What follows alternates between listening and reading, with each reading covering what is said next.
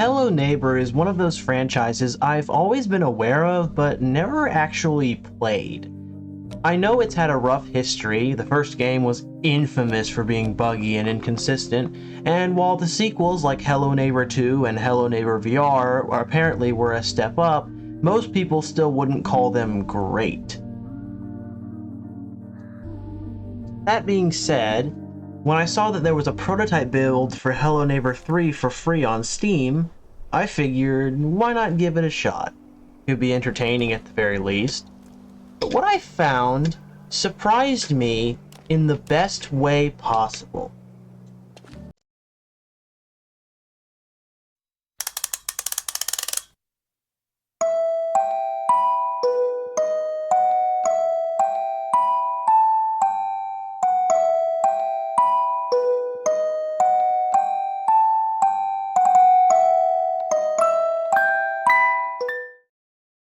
The enemies in this build, apparently called the Outcasts, who apparently originally appeared in Hello Guest, are oddly creepy. There's this eerie unpredictability to how they behave. I have no idea how they really function, and they're so unnerving in how they're animated and designed. They're very effective. While I prefer the neighbor or even the guest himself, these enemies are more than adequate, and the sheer fact that I don't know how they work makes them extremely creepy and terrifying. One of the mechanics that I really enjoyed from this build of the game is the generator mechanic. Some houses have security systems that include cameras and other things that I won't spoil here that will lock and seal certain entrances and exits to the house that you require tools to break through. But since tools have limited durability, they will often waste tools that you could have used elsewhere. However, if you enter the house intelligently and disable the generator before attempting to explore the rest of the house, it will disable the security cameras and other functions of the security system and make the house easier to navigate and cost fewer resources.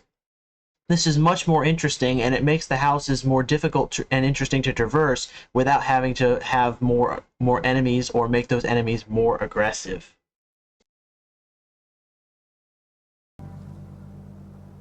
One of the small things that really caught me off guard was how stable the game felt. I didn't experience any bugs or crashes during my entire playthrough, which is very impressive considering this series' track history. However, I am fully expecting more bugs in later builds of the game, as that is the track record for this series, but I'm more than willing to be proved wrong, and I'd be very happy if this game was an exception to the rule. One thing I didn't see in this build of the game was the neighbor himself, which honestly makes me even more curious about what's going on here. Is the neighbor coming later, or is this something completely new? And why does Ravenbrooks look so decrepit and only have a population of 3? Is this a prequel? A distant sequel? Why is the neighbor on the store art for the game if he isn't here? There's definitely a mystery here, and I want to see where it goes.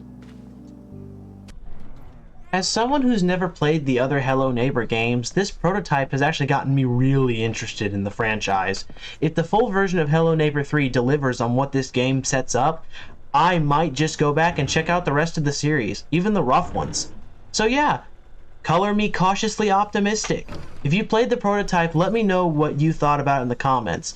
And if you want to play it, check it out on Steam. I highly recommend it if you're into indie or mascot horror with stealth mechanics, or just horror in general. It's not super scary, but it's definitely creepy enough to earn that title. If you enjoyed this video, please be sure to like and subscribe. I know people don't like when I ask about that, but apparently it works, so please do so. If you enjoyed the video, please do, and thank you very much for watching.